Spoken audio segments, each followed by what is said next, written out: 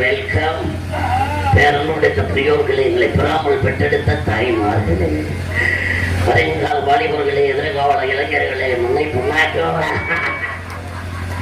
வருங்காலத்தை வாலிப பெருமக்களுக்கும் எதிர்காலத்தை இளைஞர்கள் எய்காலையும் செய்யுங்களுக்கும் பெருமளவும் சொல்லி வான்கலக துளியெழுப்பு நல்ல இசைத்தவளை அள்ளிப்பெருகை எழி நான் கேட்போரே மற்றவனாய் மாவீரனாய் கற்றவனாய் கலைஞனாய் இதாட்டியமானாய் எளிமையுள்ளவளை இளைய தலைமுறைகளே, நாடகத்திற்கு வந்தவர்களுக்கும் நாடகத்திற்கு வராதவர்களுக்கும் எனது அரங்கத்தின்படி இப்படி அரைகடன குவிந்திருக்கும் அறிவு உள்ளம் படைத்த யாவருக்கும் கடவுள் பற்றிய சார்பாக நன்றி கடந்த வணக்கத்தை தெரிவித்துக் கொண்டு தாங்கள் அவருடைய எதிர்பார்த்து கொடுத்த இந்த வலிய நாடகத்தை எல்லோரும் சேர்ந்து இத்தோடு நாங்கள் ஆரம்பித்து விட்டோம். நடந்துடைய இருக்கிற என்ற சந்தோஷமான செய்தியை தெரிவித்துக் கொண்டு நாடகத்தினை தொடர்ந்து நன்றி, வணக்கம் வணக்கம் வணக்கம்.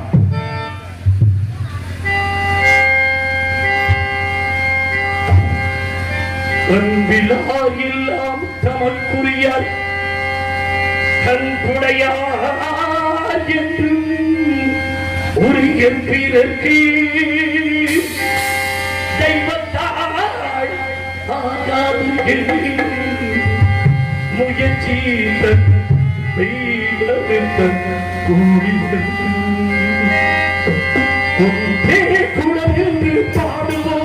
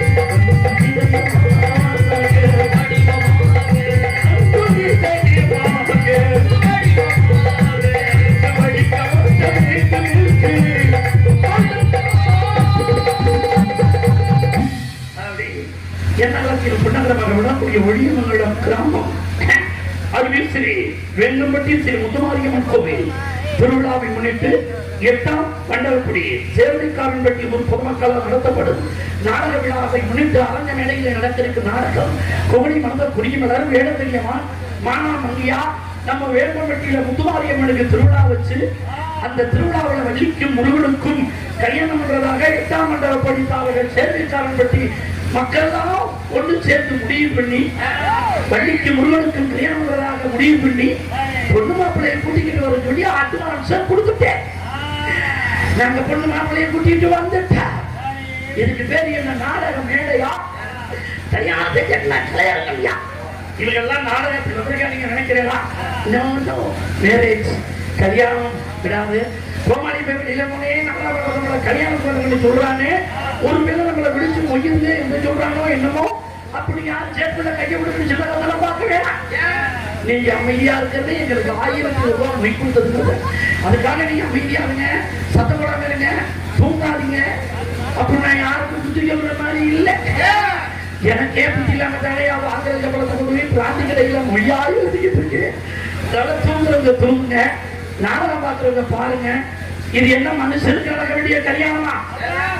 சாட்சா தெய்வத்துக்கும் தெய்வத்துக்கும் நடக்க வேண்டிய கல்யாணம். மாப்பிள்ளையா சர்வசாதாரண மாப்பிள்ளையா எம்பெருமான் பழனி முருகப்பெருமானையே அப்படி மாப்பிள்ளையா கூட்டிகிட்டு வந்திருக்கோம். பொன்னியார் சர்வசாதாரண பொண்ணா பொன்னியாக்கிலேருந்து நம்பியார் சங்க வண்டியை பொண்ணா கூட்டிகிட்டு வந்திருக்கோம். 2 பேரும் காலையில ஒரு 5:30 மணிக்கு இந்த வேலையில கல்யாணம். நீங்க எல்லாம் கல்யாணம் முடிச்சு சாப்பிடாம போகக்கூடாது அப்படிங்கிற மனதுக்குள்ள வச்சு கொட்டரைக்கு பின்னாடி 10 மூட்டை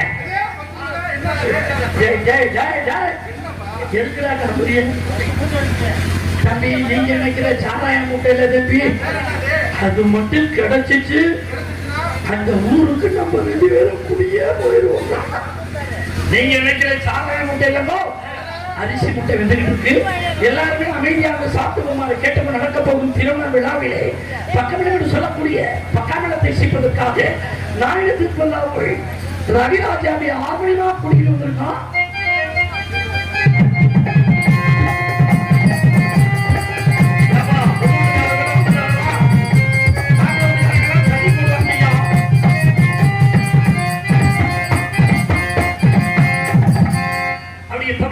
சரவணனை மிருதங்கமாக கூட்டிட்டு வந்திருக்கோம்.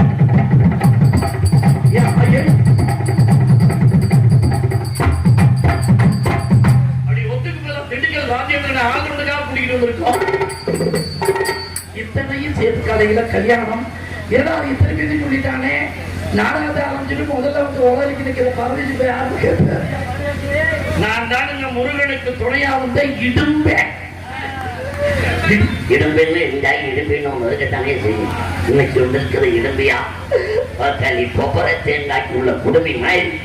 அதனால் எங்கள் திருமண விழா வருகின்ற அத்துறை உள்ளங்களையும் வருக வருகை வாக்கும் அண்ணன் மரியாதைக்குரிய 8ஆம் மண்டல படிப்பாளர்கள் சேர்வைக்காரன்பட்டி மற்றும் ஊர் பொதுமக்கள் என்பதை கேட்டுக்கொண்டு நாடகத்தினை துவங்குகின்றேன். நன்றி, வணக்கம். என்னை விட்ட தங்கா மக்கா வருஷத்துல ஒரு நாள் தெய்வத்துக்கு திருவிழா வச்சு அந்த திருவிழாவில் மண்டகப்படின்னு ஒதுக்கி விட்டு இன்னைக்கு 8ஆம் மண்டகப்படி சேர்வைக்காரன் கட்டி ஊர் பொதுமக்கள்லாம் சேர்ந்து நாடகம் வைக்கணும்னு சொல்லி வீட்டுக்கு வீடு வரியை சேர்த்து அந்த காசெல்லாம் எங்களுக்கு கொடுக்கணும்னு உங்க தலையெழுத்து, அதை வாங்கி சாப்பிடணும்னு எங்க தலையெழுத்து. குடுக்கணிக்கு அமைதியா தான் வாங்கிட்டீங்க, நாங்க அழகா நடிக்க முடியும். குடுக்கணிக்க பாதியில விழுத்தடிக்க தூக்கிட்டேன் வாங்கிட்டீங்க, நாங்களும் புதிய ஆக்கிட்டு ஓப்பி அடிக்க வேண்டிய வச்சுதான். நீங்க எல்லாம் நினைச்சுக்கிட்டு நம்ம வரிப்பணத்தை வாங்கிட்டு போய் நாடாளுக்காரங்கெல்லாம் வெள்ளையுமா மாடி வீடு கட்டிக்கிட்டு பொங்கி எழுதிட்டு ஒருத்தருக்கு நிம்மதியா இருக்காங்க. நீங்க நினைக்கிற மாதிரி இல்லை ராசா. உங்க காசை கொண்டு ஒண்ணு சேர்த்து வரைய முடிஞ்சு வீடு கட்டுறேன் பொறிஞ்சு கொட்டு. ஏன்னா அங்க போய் குடுக்கடி பூஜா நீங்க பிரச்சனை பற்றி கேட்கிறேன்.